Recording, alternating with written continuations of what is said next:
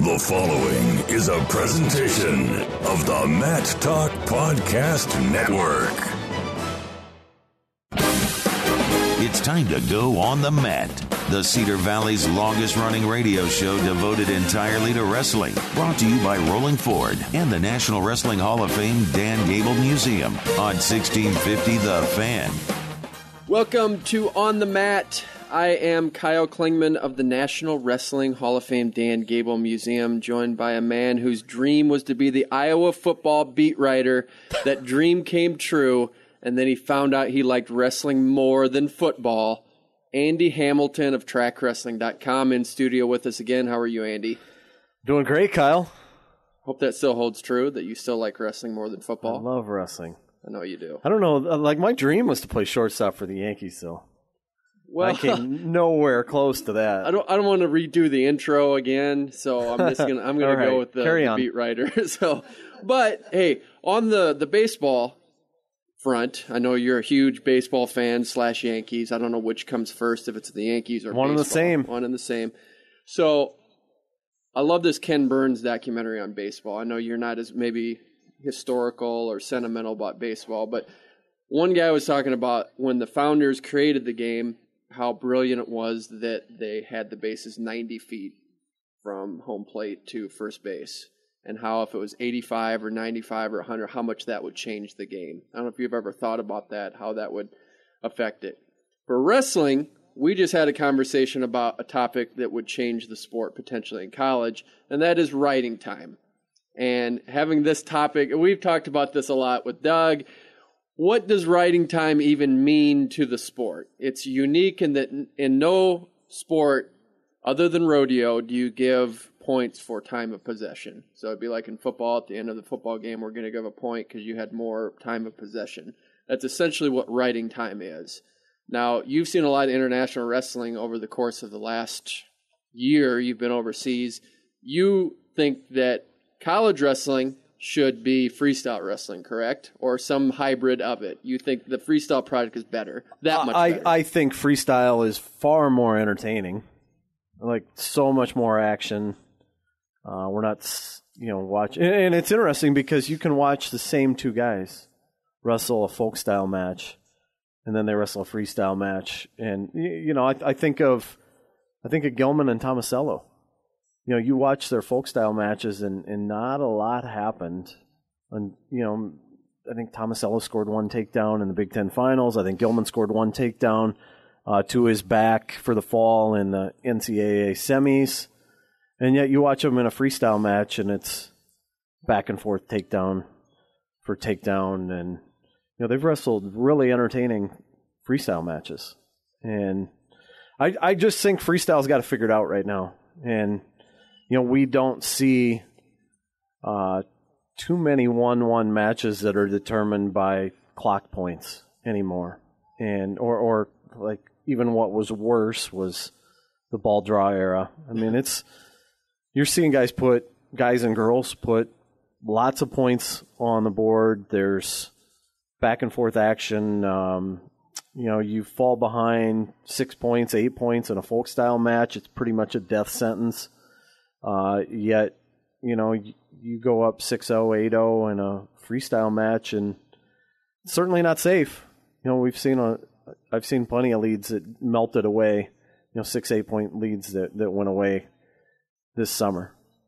So I really feel like freestyle's a far more entertaining product right now.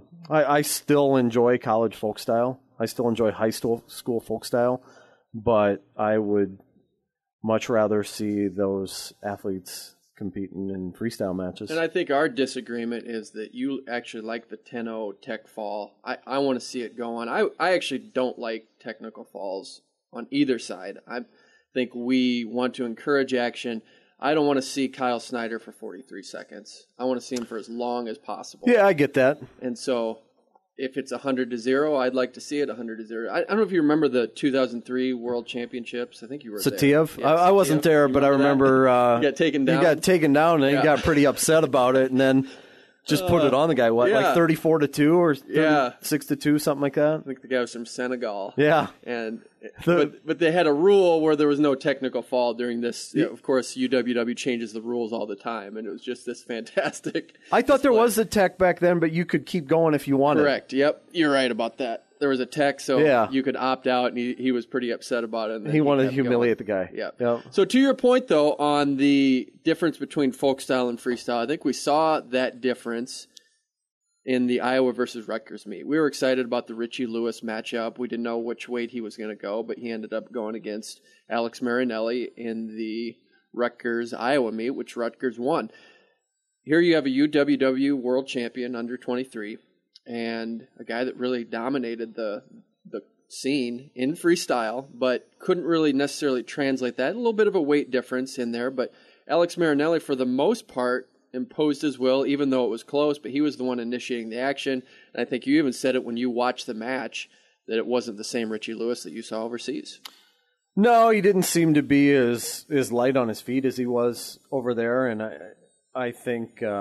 I think Marinelli deserves some credit for the way he wrestled him and, stayed on him and, really continued to attack. And I don't think we saw the Richie Lewis. Like, I didn't see the Richie Lewis that I saw in Poland. I know that. Now, I don't know why. If, there's a lot of factors in play there. I mean, you're going freestyle to folk style. You're going from 6 minutes to 7 minutes, from day before weigh-ins to... hour before weigh-ins.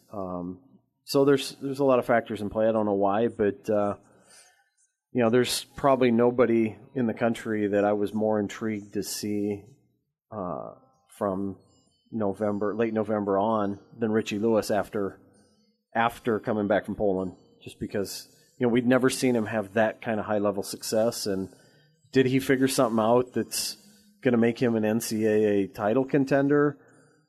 We certainly didn't see that Friday night. Yeah, and where he falls in this, and I don't know if he's going to stay at 165. You may have more insight on that than I do, but I think 157 is pretty loaded there. I mean, it's a logjam. They're both loaded weight classes. I mean, you look at 165 and Anthony Valencia, we've got him ranked 14th. And, God, crazy. You're talking about a guy that had wins over Aymar, earlier in his career, not in his college career, but when he was in high school, he was beating Isaiah Martinez when Aymar was in college. Yeah. Freestyle matches. Again, freestyle. Yeah, again, freestyle. It is different. We are in studio with Andy Hamilton of TrackWrestling.com. Make sure you stay through the entire program. We have Hall of Fame namesake Dan Gable will be on our second segment. Of course, 1972 Olympic champion, 15-time NCAA championship coach. And then Matt Storniolo, the head wrestling coach at Northwestern University. We'll talk about the Midlands Championships and what could transpire there. We want to talk a little bit about what has happened this past weekend, Northern Iowa Open. We got a chance to see Spencer Lee. Thought he looked outstanding, especially in his last two matches. It seemed maybe like the first match, he just was kind of getting out that rust a little bit and loaded him up and got the tech fall eventually and looked pretty solid. But I think he actually said to you, was that entertaining enough? Did I do a good enough job? Love that mentality that he wants to put on a show for the fans. And there's this new breed of thinking that it's not necessarily about winning. We got that with Kyle Snyder with his interview. It was just, how can we make this fun? And they don't really feel the pressure. And it just seems like that with Spencer Lee. He just wants to go out there and put on a show, and wins and losses are going to fall where they might. Yeah, he was certainly a lot of fun to watch on Saturday. The brief amount of time we got to watch him. I mean, first match was early second period tech fall. Yeah. And then 2 first period falls. Yeah. Against guys that, I mean, you're not like Jimenez and Petrie aren't they're not all American caliber wrestlers, but they're pretty good wrestlers, and he ran right through them. And it's really fun. Completely dominant, and such a monster on top too. Yeah, he's able to load you up and just impose his will on top and get those tilts. And the 4-point near fall is going to do him right, because it's going to be fun to see how he is able to impose his will on some of the top guys, and that might happen at the Midlands Championships. The possibility of a Nick Suriano against Spencer Lee matchup, which would be a rematch from 2 or 3 years ago? Ages ago. I think they wrestled when Spencer was in 8th grade or something, maybe in the Super 32 or something. It's been a while. Yeah, since they've wrestled. So if they meet in the finals, which I guess all indications are that would happen, how do you see that match going? What's your gut feeling on what that might look like? I don't know. I want to see more Spencer. I want to see like what his conditioning level is like. When you're pinning guys in the first period, it's kind of hard to see what kind of shape he's in. But I imagine that it's coming back to him. He's been wrestling here for a little while, and rolling with Clark and Gilman. And I saw online yesterday Terry Brands, and he was scrapping with Terry Brands here one of these days. One of these recent days, and. So I imagine that they're pushing his lungs, but that's one I'm eager to see, just to see where Spencer is against these top guys, and I think we're going to have our answer probably in about 2 or probably what are we sitting here, the 14th right now of 14th, 15th. I always lose track of the days, but 2 weeks. What time it is? Yeah, 2 weeks, 15, today. 16 days from now, 16, 17 days from now, we'll have a better idea of whether Spencer is going to, I think we're going to have an idea whether they're going to use him this year. I think they're going to, and, that's going to be the true test is Midlands. Can you remember a time, since you've covered it, when there's been more individuals that have just been guys that you want to go and watch, whether it's Zane Rutherford, Kyle Snyder, Nolf, Spencer Lee? It seems like we really are in a great era of just individuals, whether you're a fan of the team or not, of guys you just want to go watch. Imar, you can just throw out a ton of names. And I can't remember a time that I've watched where it's been more exciting with just individuals that you want to see compete.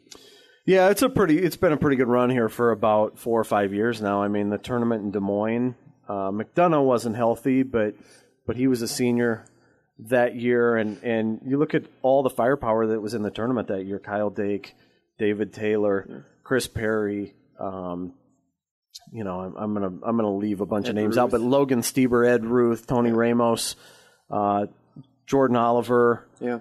I'm sure I'm going to leave some obvious ones out, so I'm going to stop right here. Yeah, but a good list there. But there were a lot of NCAA champs coming back that year, and a lot of guys that have gone on and done some pretty remarkable things in the sport too. So, we're in a pretty good era right now, though. You're absolutely right. There are a ton of box office attractions right now. Guys, you want to say, hey, in the box office attraction, I hate the match of the century when people throw that out. Truly, for high school, this was the match of the century that we just saw in Iowa high school wrestling, and it lived up to the billing and beyond. Thompson Teskey was outstanding. I think Track Wrestling had that match. You can go actually watch it on Facebook. I don't know where you guys are with numbers. I know when I watched it, it was pretty high numbers, and it was getting shared a lot. Go do yourself a favor. Go to trackwrestling.com. Watch that match. It was outstanding. And I don't know, did you get a chance to just watch it live, or did you watch it real time? I don't know what your circumstances were. I watched it live as we streamed it, and then I watched it about 10 more times that night, and then a couple more times on Sunday. Fantastic. And the colossal matchups don't always live up to the hype.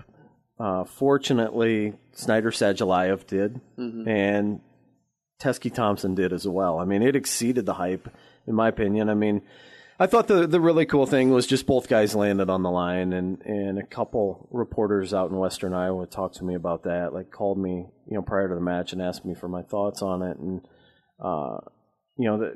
Kevin White, a longtime sports reporter over in the Council Bluffs, Omaha area, asked me about so many forfeits right now. Is this rare?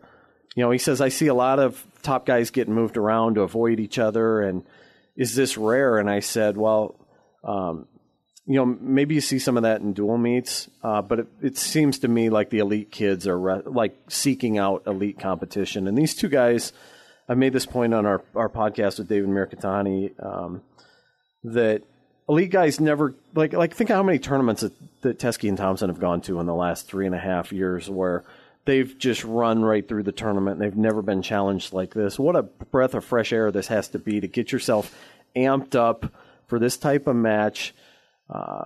And they credit to them for not only doing it, but for letting the fur fly. And it was tremendous. 6 minutes of nonstop action, 11-9. Just back and forth. Thompson goes up 7-3 at the end of 2. Teskey comes back, scores 2 on a cradle and 2 near fall to go ahead. Thompson reverses him. Teskey gets away. Teskey scores with about 10 seconds to go to win the match. And tremendous credit to both guys for putting it on the line and then for letting not holding anything back in the match. And the best part about it all is we're going to get to see it again in a month. Yeah. It's really cool. And just a refresher for those who don't follow wrestling close, Teskey and Thompson are 3-time state champions who were undefeated going into that match, and both will likely be 4-time state champions because they're in different classes. But putting it on the line, we embrace wrestling. There's been 25 state wrestling, 4-time state wrestling champions. They'll probably be 26 and 27. But to have the confidence, they're friends from everything I read, that they have been around each other, like each other, but to have the confidence just to say we want to put it on the line, that's a lot of fun, and we're the beneficiaries of that competition. So do yourself a favor. Where can you watch it? Just your Facebook page? Yeah, you can watch it on Track Wrestling's Facebook page. I think it had upwards of 170,000 views as of maybe on Monday. It's also on the Track Wrestling homepage. If you search down the news thread, you can find it there. So. Yeah, do yourself a favor if you haven't already seen it. And even if you have, go back and watch it another time. It's outstanding. A few minutes here to close out this segment. Still thinking Ohio State would be number one team. You guys have them ranked number one at TrackWrestling.com. Is that still the team that you think will win it at the end of the year? A lot can change. We've seen certainly an injury here or there can change things. Penn State still has Nick Lee that they could dip into their bag of red shirts and plug him in at 141. That could make a little bit of a difference there. Ohio State has a couple guys that are sitting on that fringe of the 6, 7, 8 range in the 8, 9 range in the rankings. If you fall from 6 to 9, that's about a 7-point loss, 6-7 point loss in the standings. Conversely, Penn State, Anthony Cassar at 197 pounds, he could certainly jump into that. I think 197 is a range where Penn State can make up some points there, and that can change things a little bit too. So I think it's pretty competitive. I think the bonus points, we don't factor those in, but that can change things in Penn State's favor too. Sure can. And still waiting on the health of 165 pounds with Vincenzo Joseph, figuring out where he's going to fit on the lineup. And Tomasello, too. Yeah, Tomasello at 125. It'll be interesting to see. Hey, stick around for our final guest, or first guest for the end of the year. We always like to have Dan Gable on the program to end out the year. Wasn't able to get him on the very last show, so we're going to do it for our next segment. Stick around for museum namesake Dan Gable. He's next on the mat. Log on and listen online at 1650thefan.com, the online home of 1650 The Fan. We are back on the mat. I am Kyle Klingman of the National Wrestling Hall of Fame Dan Gable Museum, along with Andy Hamilton of TrackWrestling.com. Our guest, museum namesake Dan Gable, 1972 Olympic gold medalist, didn't surrender a point, and then went on to win 15 NCAA team championships for the University of Iowa. Dan, welcome to the show. Hey, great to be on. Great to have you on. Hey, what does GOAT mean? I thought it was something like an animal or something. Yeah. But then the other day, somebody called me a goat, and I was kind of upset a little bit until I asked somebody else, and then I'm fine with it. So, fill us in. I know what it means. Andy knows what it means. Now, do you know what it means? Now I know, but I can't say it. Well, okay. Can we say it? In which way? Well, what it means, the acronym, greatest of all time. Oh, that one. Yeah. Hey, I appreciate that. Okay. Thanks. Greatest of all time. Yeah. Now, hey, just take us through what happened there. I love these kind of stories. You were in Illinois at your grandson's wrestling tournament, and what happened next? Well, I was just on my way home and driving back to Iowa City, 3-hour drive from Joliet area. And all of a sudden, my wife pulled something. Her phone made a ding, and she looked at it, and somebody was passing her on some information that had been sent to one of my son-in-laws, and it basically said that there was this guy in the audience, and he had a hat on, and he had a coat on, and kind of a small coat, and watching the wrestling. And it was a full packed house. I mean, it was a totally full kids tournament and both sides, and there's actually 2 gyms full. But anyway, all of a sudden he said, all of a sudden some kid came up and threw this paper in front of this guy.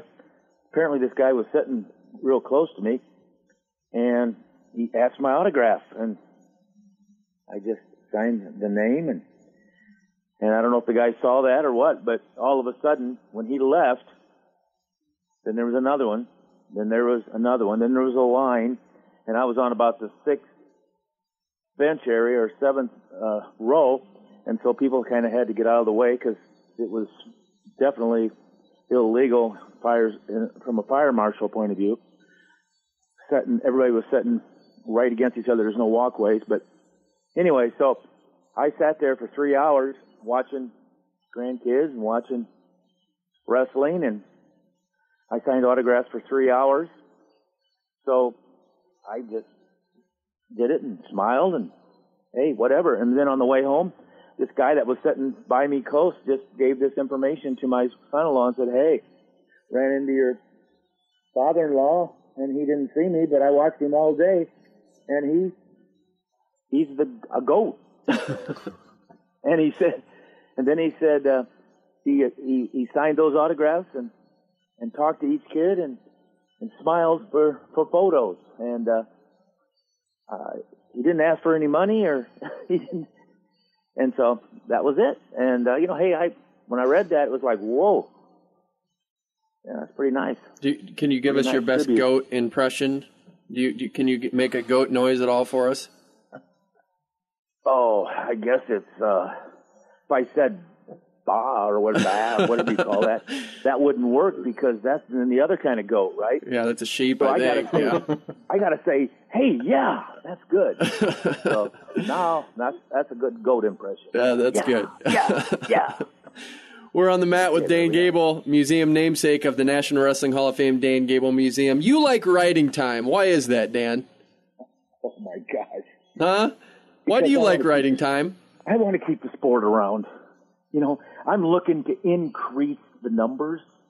I'm looking to give every kid a different angle to be in the sport. And so you take away the writing aspect, you're going to take away, in our style, the pin. Because you really don't pin that much. I mean, you get some throws, but that's a form of writing. A form of writing is pinning. And that's my favorite line. I rode with a pinning combination. So that's why I like writing. I mean, yeah, you got to learn first to ride for control. And that's usually with the guy on his belly, or he's working his knees under there, and you're following him while you're initiating, and you're doing all that. But that's an art, and that's a one specific thing. I mean, I don't want our sport to get down to 2 things. You take somebody down and you let them up. Yeah, we can do that. But there's so many more things. There's escaping, there's action, there's rolls, there's riding, there's picking legs up, there's near wrist rides, there's over and under rides. There's arm bars. That's why I think for the kids out there, you don't have to be like a prototype, or you don't have to be a robot. You don't have to be built a certain way. For wrestling in America, in the collegiate and scholastic style, there's so many little things that can make you good, as compared to when you get to the Olympic style. It's more like, yeah, that's a higher level. And here's how people wrestle. Okay, so you stand there, you're really solid defense, and you got a good shot. You know, that type of thing. And then on the top, yeah, you got a good gut wrench. And on the bottom, yeah, you learn how to defense. You know how many times people on the bottom in American wrestling do different kind of motions and actions, and all of a sudden, if there's a good writing going on and there's good action on the bottom, I mean, there's clapping going on. But you know what?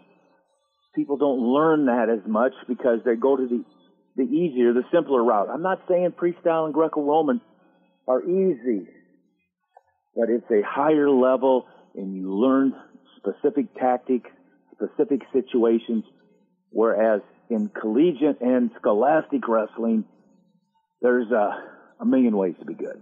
And so I'm just looking for the numbers. That's all. I'm looking for numbers, and I want to keep every kid in it, no matter what his body type is.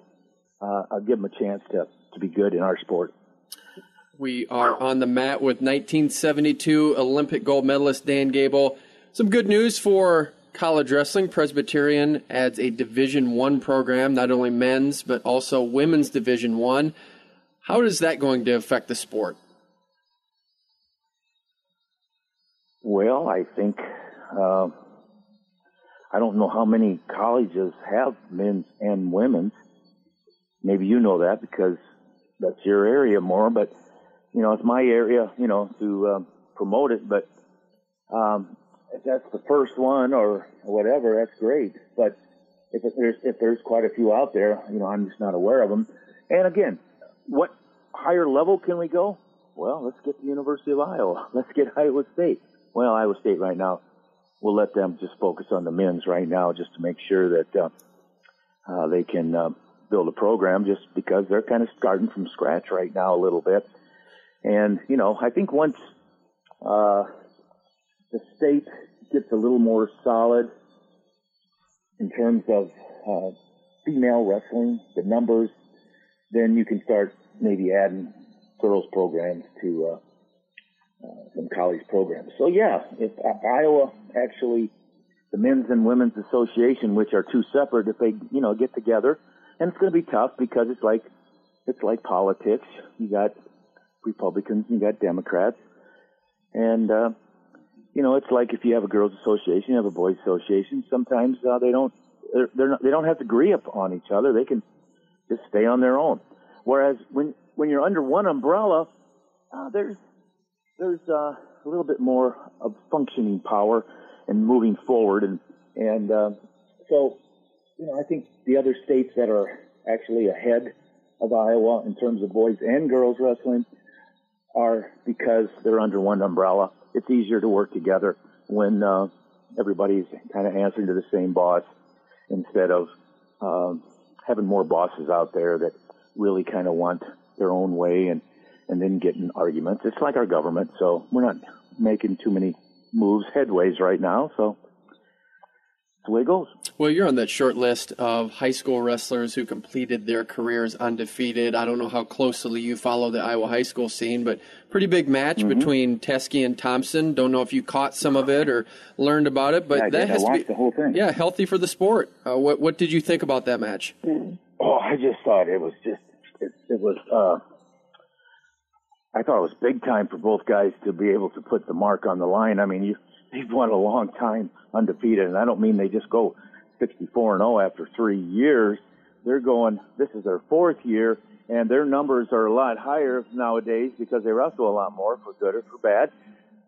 But, you know, just to set up there and know that there was going to be one less undefeated guy in that staple of undefeated, that took a lot of courage, and I commend them. You know, I saw the match. It was a pretty darn good match.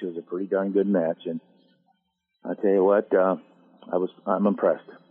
Now, I don't know of a time, and Andy could fill in on here, but I don't know that there's been a four-time state champion that's really gone to a non-Iowa school. Both those guys are going to a school outside of the state, Nebraska and Penn State. What does that say about where we are with wrestling within the state of Iowa? Well, you know, I'm not there. I don't watch these two kids every day. So, what I'm saying is, not based on current watching these kids. And, I do watch wrestling and I focus on the sport. But the thing is, I think it says that we better get our act in gear a little bit. We don't need to lose kids to out-of-state people. And there's probably reasons, and the reasons are pretty obvious. Not necessarily Nebraska, but, obviously to Penn State, it's pretty easy to see why a kid could fall that way. Nebraska, I think he's probably location, and he probably worked very hard for him, and maybe, I just don't know whether Iowa State, or UNI were really after these guys. You probably know more than me on that.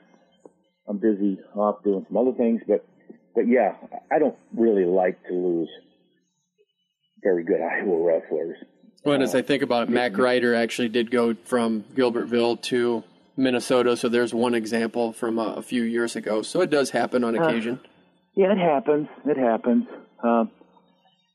But Mac Ryder's, I think that there were some circumstances there that caused him to do that. And so, I just don't know exactly how hard these guys are recruited by the Iowa schools.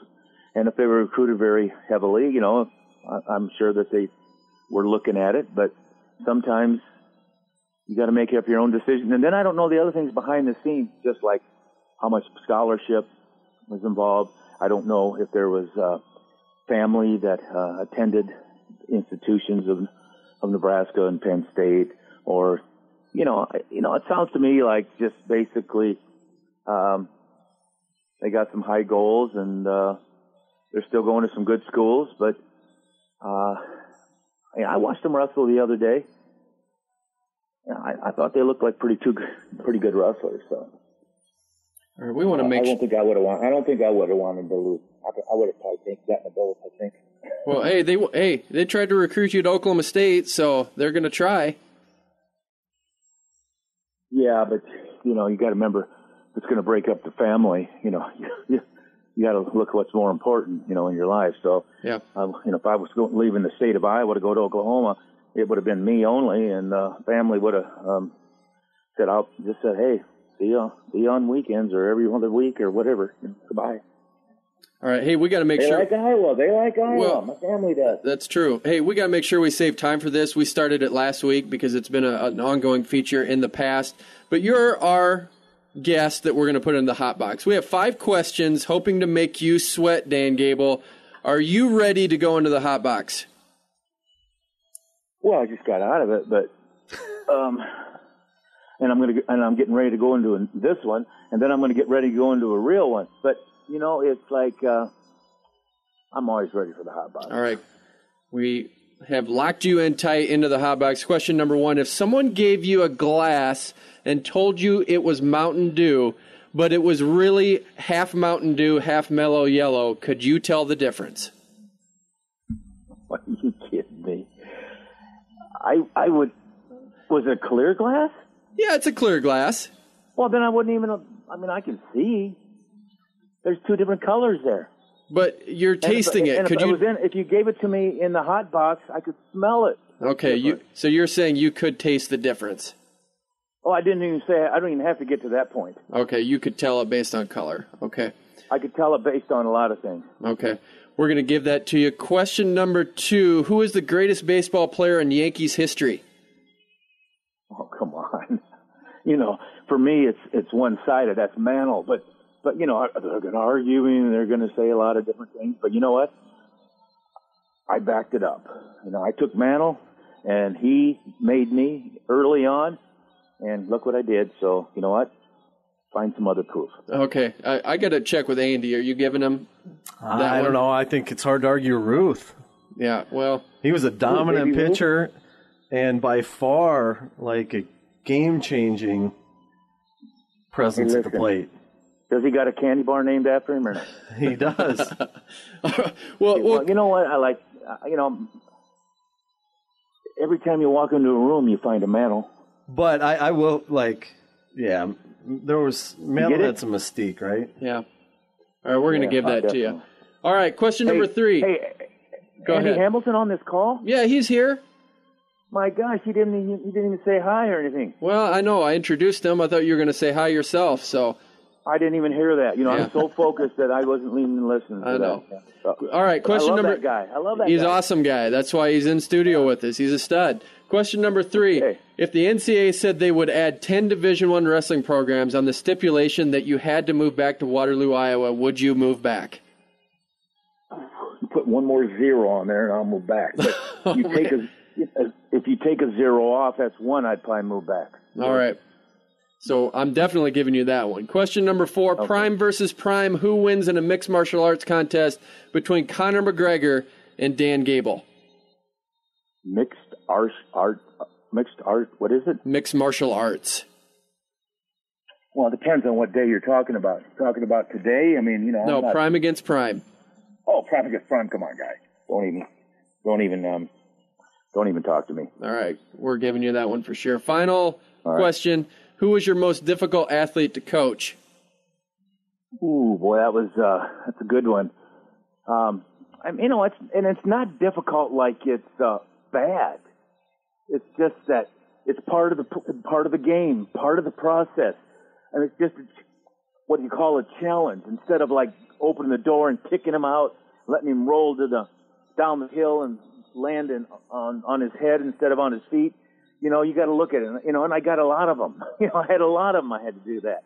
I mean, I had some famous ones that you had to work with. I mean, you know, guys like even Lou Bannock. You know, I mean, a lot of coaches wouldn't have understood what it took for him to practice even.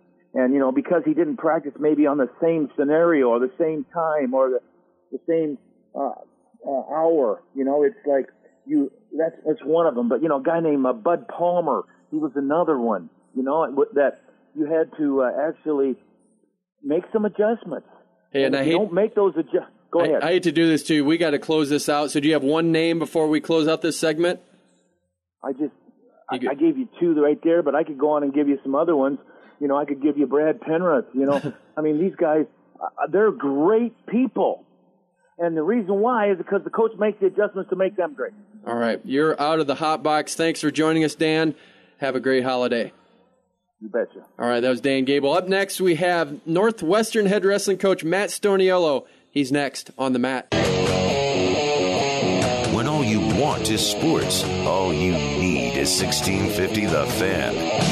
We are back on the mat, 1650 The Fan. I'm Kyle Klingman of the National Wrestling Hall of Fame Dan Gable Museum, along with Andy Hamilton of TrackWrestling.com. Our final guest gets to give us a little taste of what it's going to be like at the Midlands Championships.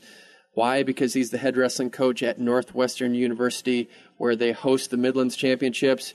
He was a two-time All-American for Oklahoma. Now he's the head wrestling coach at Northwestern. Matt Storniolo, how are you? Doing well. Great to have you on the program. Hey, you were a funky guy, fun to watch. Who would be the guy today that is most comparable to your style? Oh man, that's a tough one. Scrambling is evolved quite a bit since I've been in college, and there are a lot of good wrestlers now that have the ability to worm their way out of some takedowns that you think are going to be for sure takedowns. So I don't know if there's anybody I could really compare myself to.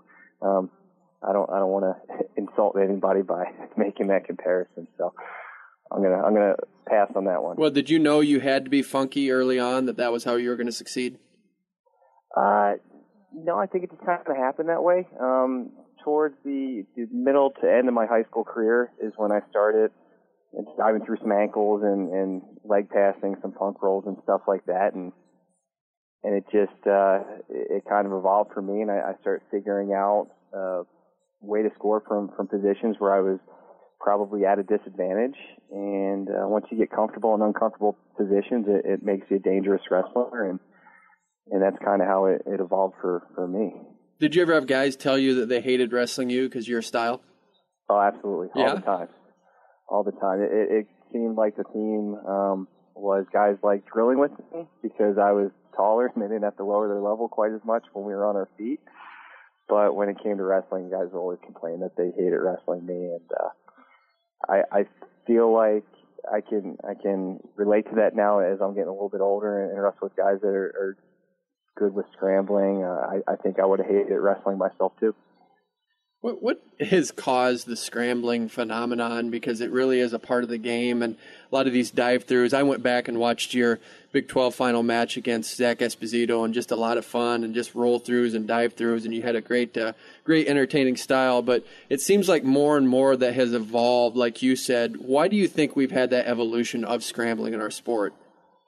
I think that it's so easy to access technique now, or to watch wrestling videos online, that it's spread to the masses, whereas before, the only way you were going to hone in on your scrambling technique was to have somebody show you a couple of things and then play with it yourself. But techniques is so easily available now with websites and with YouTube, and then it catches on and spreads. You see it working for somebody, and younger kids are drawn to that, and they want to learn those positions and learn those techniques. And you have guys like Ben Askren that made a killing with scrambling and leg passing, and you see guys that are at that top level, and younger guys are going to want to emulate that. Do you impart that to your athletes? Is that something you want, or do you try to just go with basics? It should always start with basics. So we don't want our guys to go straight to it, but if your option is giving up a takedown or trying one more move to not give up a takedown or possibly get one of your own, I think you'd be foolish to concede the position and keep the wrestling going. Keep trying to score points of your own. We're on the mat with Matt Storniolo, head wrestling coach at Northwestern University, two-time All-American for Oklahoma, but you started at Penn State. Why the transfer to OU? This wasn't something that I talked about a whole lot back in the day, but I feel like enough time has passed now that I'm not throwing anybody under the bus. But I was very much happy at Penn State. I never, ever would have saw myself leaving there. For the 2 years I was there, I truly bled blue and white, and it was a phenomenal atmosphere to wrestling.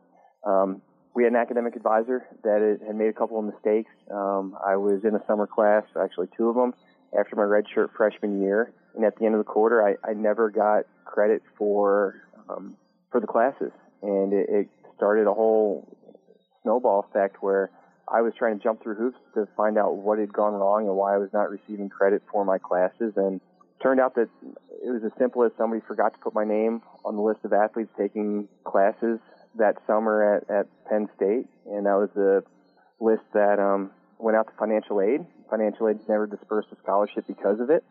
And it was a situation that was caused by administrators at Penn State. And when I was trying to get the situation resolved, there was zero support from the university in taking care of it. So at the end of the day, I decided that I would rather wrestle and represent somebody else that was going to support me in my athletic and academic interests a little bit better than the administration at Penn State. And then why OU? Was that a good fit, did you feel, with Jack Spates? I had known Coach Spates for a couple of years. Even when I was at Penn State, I would go up to Brockport, New York, and work for Coach Spates at his wrestling camp up there. I became pretty close, very close with Jeremy Spates, who it happened to be that he was graduating from Mizzou, and he was going to take a coaching role at Oklahoma. And knowing that Jeremy was going to be there, I had a relationship with Coach Spates. They had just lost their 149-pounder to a transfer, so they're in need of a 41-pounder. I was in need of a college wrestling program, and it just kind of worked out. And then didn't you actually wrestle him in 2004 on the backside? I don't know if that came up, that you guys wrestled each other in the NCAA championships, but that's funny how it kind of works out that way. Yeah, it was funny how it worked out. So Jeremy beat me in the All-American round my freshman year. And I beat Jeremy earlier in the season at National Duels by score 8-7. He returned the favor by beating me 8-7 in the blood round at the national championships. And it was as unfortunate as it could have been that it came down to me or Jeremy, one of the two of us being an All-American. And that was, I'd say, top 4 most important matches of my career that I ever lost. And I honestly can't say that I don't still have a little bit of hatred for the guys that all beat me, but that's probably the only match of my career, going back even to youth, that I'm okay with losing. I am still close with Jeremy Spates to this day, and as important of a match as that was, and as heartbreaking as it was for me to lose it, if I had to lose it to anybody, I'm glad it was Jeremy Spates. He's a great guy. We're on the mat with Matt Storniolo, head wrestling coach at Northwestern University. Upcoming, always on December 29th and 30th. What a great tournament the Midlands Championships is going to be. I know there's a lot of buzz going right now about who's going to be there and what's going to transpire. You're actually going to be at a different facility for a renovation at Welsh Ryan Arena. But when you get to be the head wrestling coach of Northwestern and you get this great tournament, that has to be a lot of fun knowing that you get to be part of great history and that you get to guide the ship on a really important tournament for our sport. It is. It's an honor to be associated with that tournament, and I don't want to take too much credit for what we have going on here with the Midlands. Ken Kraft did a phenomenal job in coming up with this concept, cultivating it, growing it to one of, if not the best regular season tournaments in the country for collegiate wrestling, and now we have former head coach here at Northwestern, Tim Zazeski, that he runs that show. So this is Timmy's baby now. I can't take too much credit for everything that goes into that. Timmy he's a lifesaver when it comes to this. The work he puts into it is inspiring, and Timmy deserves most of the credit for anything we do with the Midlands right now. Do you think your guys understand how big of a deal this tournament is, having it be at Northwestern and they're a part of it?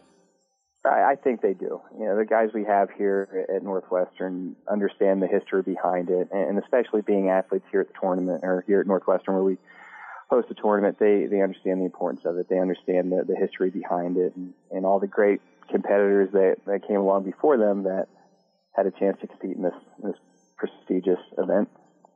What unique skill do you have as a head wrestling coach? Oh, you put me on the spot here. I think I hope at least it's that I understand our athletes here. And wrestling's a different sport. It's very satisfying and it's a very gratifying sport, but there aren't too many moments that you say, man, that was really fun going through that drill and getting picked up and slammed down 50 times or grinding it out during a practice. And I feel like I still have my finger on the pulse. I'm getting older now, but I'm still one of the younger head coaches, and I feel like I understand the athletes that we work with and what their needs are on and off the mat. Matt, Ryan Deacon, pretty interesting story. I mean, I think fifth his senior year at Fargo. When we were up in Finland, you told me he didn't place at the Eastern Michigan Open and made the joke that the Eastern Michigan Open was a lot tougher than the World Championships after he reached the World Finals, Junior World Finals. What did you think you were getting when you signed him, and how did you see him transform into a guy that became a top redshirt a year ago and then makes that run to the Junior World Finals? We always knew that we were getting something special with Ryan. The first time I had met Ryan Deacon was after his sophomore year of high school. It just happened to be that I was working a wrestling camp at his former high school. It was being helped put on by Northwestern's first ever four-time All-American Mike Funk. And Mike had myself and some of the other Northwestern coaches in for a camp, and Ryan had just won his first state title as a sophomore. I believe he was at 113 pounds back then, and he was little skinny kid, braces and ears as big as his head, and he wanted a piece of me. He wanted a piece of every other coach there, and even when he was getting his butt kicked, he didn't back down. He was still smiling and coming back for more, running his mouth a little bit, but in the right kind of way. And that was my first experience with Ryan. And you fast forward a couple of years, he All-Americans at Fargo's first year as a junior. Really tough weight class. Didn't place the next year, and then, like you said, took fifth his senior year. But we knew there was a lot of talent there, but more than the talent was his attitude, his work ethic, and his character. And Ryan truly is a special kid. He is obviously having a ton of success at the collegiate level, but he is as open-minded as it comes. He's still like a sponge. He wants to learn. He wants to pick my brain, Coach Hal's brain, Brewer, McMullen. He's excited about learning, and he continues to evolve. Hey, do you mind if we just start a rumor that you're going to compete at the Midlands and the Open Division? Please don't. If we did, though, what weight would you go? I think I'd have to be a 57 pounder. 57? You could get that low, huh? You're close. I'm probably lighter now or the same size, same weight as I was when I was competing in college, or at least when I was in the off season. Weights probably shifted a little bit from my shoulders and back down to the lower regions and the love handles, but not too much bigger, if any bigger than I was back then. Hey, real quick, Matt, is Ben Askren, is he fielding the team for Midlands? Not this year. Okay. So if you look at Ben's Twitter feed, he'll talk about he accidentally had a baby. So his wife just had their child, and I think he's on lockdown for this year. But I would not be surprised to see Ben come good on his promise and put together a team next year and come out and give some college guys the fits and all right, show them what real funk wrestling's all about. We're going to close this out. Do yourself a favor. Get to Northwestern. Get to the Midlands Championships. It's one of the best decisions you'll ever make. Thanks for coming on the show, Matt. Really enjoyed having you on. Appreciate it. Thanks for having me. All right, that was Matt Storniolo, head wrestling coach at Northwestern. Andy Hamilton has been in studio with us, and then we had the legend Dan Gable, who made a goat noise. I don't know what to say about that other than it was awesome. You've been listening to On the Mat on 1650 The Fan. You've been listening to On the Mat, the Cedar Valley's longest-running radio show devoted entirely to wrestling. Brought to you by Rolling Ford and the National Wrestling Hall of Fame Dan Gable Museum on 1650 The Fan.